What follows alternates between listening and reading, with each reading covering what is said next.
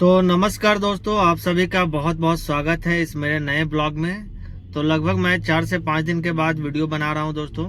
मैं कुछ काम में बिजी था, कुछ एक और बिजनेस मैं स्टार्ट करने जा रहा हूं जो कि वो जनरल स्टोर का है। तो उसके बारे में मैं आपको डिटेल में बताऊंगा। तो अभी मैं कुछ ज़्यादा बिजी था, इस कारण से मैं डेली वीडियो पोस्ट नहीं कर पा रहा हूँ। तो बहुत सारे बंदे का कमेंट मेरा आ रहा था, जो भाइयों लोग हैं, जो व्यूअर्स हैं, उनका कमेंट आ रहा था कि भैया आप कौन से बैंक से आप फाइनेंस करवाए हो, कितना रेट ऑफ इंटरेस्ट पड़ा है, सरकारी बैंक से करवाना चाहिए तो प्राइवेट बैंक से करवाना चाहिए, कौन से बैंक से करवाऊंगा तो ज़्यादा अच्छा रहेगा। तो मैं आप सभी को बता देना चाहता हूँ, ये डिपेंड करता है आपके सिविल रिकॉर्ड पे। आपने अगर पहले से कभी लोन ले रखा है, कोई भी छोटा मोटा, बजाज फाइनेंस हो, मोबाइल ईएमआई पे, चाहे कोई भी क्रेडिट कार्ड हो, या कोई भी छोटा मोटा अगर आपने लोन ले रखा है और उसको आपने सही से मेंटेन किया, ईएमआई सही से पे किया है, तो फिर आपको कोई दिक्कत नहीं आएगा। आपको कोई भी प्राइवेट बैंक आराम से फाइनेंस कर देगा। रेट ऑफ इंटरेस्ट क्या रहता है, चलिए वो भी हम बात करेंगे। रेट ऑफ इंटरेस्ट क्या रहता है, हर एक साल का अलग अलग रहता है रेट ऑफ इंटरेस्ट, थोड़ा सा आपको डिफरेंट रहेगा, हर एक बैंक का थोड़ा थोड़ा अंतर रहेगा। तो पहले हम बात करते हैं कि आपको सरकारी बैंक से करना चाहिए या प्राइवेट बैंक से करना चाहिए। तो भैया, अगर आपके सरकारी बैंक में अच्छा टर्नओवर है, जीएसटी अगर आप फाइल करते हैं, तो ही आपको सरकारी बैंक से आपको लोन प्रोवाइड करेगा। नहीं तो आपको सरकारी बैंक से कॉमर्शियल व्हीकल के लिए आपको लोन नहीं मिलेगा, कॉमर्शियल हो या प्राइवेट हो। तो सरकारी बैंक से अगर आप गाड़ी को फाइनेंस करवाना चाहते हैं, तो पहले तो आपको जीएसटी नंबर होना चाहिए। जीएसटी फाइल अगर आप करते हो, इनकम टैक्स भरते, रिटर्न भरते हो, तो ही आपको बैंक से मिलेगा। उसके बाद एक स्ट्रांग डिपॉजिट होना चाहिए, आपके पास सिक्योरिटी मनी होना चाहिए, या कुछ भी ऐसा जो कि फिक्स डिपॉजिट हो, या फिर गोल्ड होना चाहिए। बैंक के पास इतना आपका सिक्योरिटी होना चाहिए, तभी वो आपको लोन प्रोवाइड करेगी। या फिर कोई गवर्नमेंट जॉब होना चाहिए, जो आपका पे स्लिप आता हो, जो आपका पेमेंट आता हो, उसको दिखा करके आप ले सकते हैं।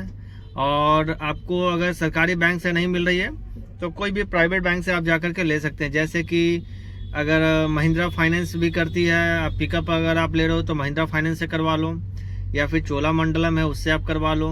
और भी बहुत सारे ऐसे प्राइवेट बैंक है जिससे आपका ज़्यादा टाई अप है, लिंक है, जिससे आपकी ज़्यादा जानकारी है, आप उस बैंक से करवा सकते हो। अब रही बात रेट ऑफ इंटरेस्ट क्या पड़ता है, तो देखिए दोस्तों, जो मैंने पिछले बार जो मेरा बोलेरो पिकअप था, उसका रेट ऑफ इंटरेस्ट जो था मुझे 8 पॉइंट समथिंग पड़ा था, 8.7, जो कि मेरे पास उस समय सिविल रिकॉर्ड कुछ नहीं था, फर्स्ट टाइम वो लोन था। 8.7% का जो पड़ा था वो फ्लैट में था। अगर आप उसको रिड्यूसिंग में जोड़ोगे तो लगभग 13 से 14% पड़ता है। और जो सरकारी बैंक में रहती है वो आपको रिड्यूसिंग में देता है कि जैसे जैसे आपका जो प्रिंसिपल अमाउंट है, जो मेन मूलधन है, वो घटते जाएगा, तो उसके साथ साथ आपका ब्याज भी कम होते जाएगा। लेकिन प्राइवेट में एक साथ आपका 5 साल का अगर ईएमआई करवा रहे हो, तो 5 साल का एक साथ ही वो पैसा जोड़ देता है। तो रेट ऑफ इंटरेस्ट इसका महंगा पड़ता है। अगर रिड्यूसिंग में जोड़ोगे तो 13 से 14% पड़ता है। सरकारी बैंक से अगर आप ले रहे हो तो 8 से 9% में आपको रिड्यूसिंग में मिल जाएगा। और रही बात कि जो मैंने लिया है, बहुत सारे कमेंट आपको क्या पड़ा है, तो जो इस बार का जो मैंने गाड़ी लिया है, वो मैंने 2 साल का इसका ईएमआई करवाया है, तो मुझे सस्ता पड़ा है। मुझे बताया गया था अगर आप 5 साल की करवाते हो तो 8 पॉइंट समथिंग पड़ेगा, 8 पॉइंट समथिंग, मतलब 8.2 या 4 इसी तरह बता रहा था, मतलब 8.5% के आसपास फ्लैट में बता रहा था प्राइवेट बैंक से। और चोलामंडलम में था, उसमें बता रहा था कि अगर आप 3 साल का लेते हो तो 7 पॉइंट कुछ पड़ेगा, 7.6 या 7 का अप्रॉक्स पड़ेगा। लेकिन मैंने 2 साल का करवाया है, तो मुझे ये दोस्तों लगभग 7% के आसपास ये पड़ा है। और मैंने एसबीआई से करवाया है, जो कि रिड्यूसिंग में है, तो मुझे ये बहुत ही किफ़ायती पड़ा है। मेरा इसमें सिविल रिकॉर्ड अच्छा था। मेरा जो पहले का गाड़ी का जो पेमेंट जो करता था, वो था महिंद्रा फाइनेंस से, लेकिन वो जो पेमेंट करता था वो आपका एसबीआई से करता था। और उसमें मेरा क्रेडिट कार्ड का चल रहा था, एसबीआई का 2-3 क्रेडिट कार्ड था, 1 लाख का कुछ 50,000 का, तो उसका सिविल रिकॉर्ड अच्छा था। और मेरा कुछ सिक्योरिटी मनी उसमें, मतलब फिक्स डिपॉजिट था, लगभग 10 लाख के आसपास उसमें डिपॉजिट था। तो उसमें मुझे लोन जो हुआ वो मिल गया आसानी से। मैंने ज़्यादा का लोन नहीं लिया है। कारण है क्या, मैं इसका जो डाउन पेमेंट होता है वो लगभग मैंने 7 लाख के अप्रॉक्स किया है, तो ज़्यादा मुझे नहीं, 4 लाख का दरकार पड़ा था, तो वो आराम से मिल गया, कोई बड़ी बात नहीं है।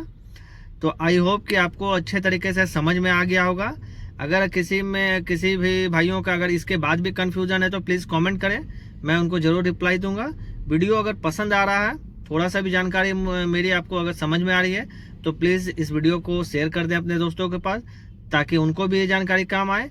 प्लीज़ एक लाइक कर दें, अगर चैनल पर नए हैं तो प्लीज़ सब्सक्राइब कर दें।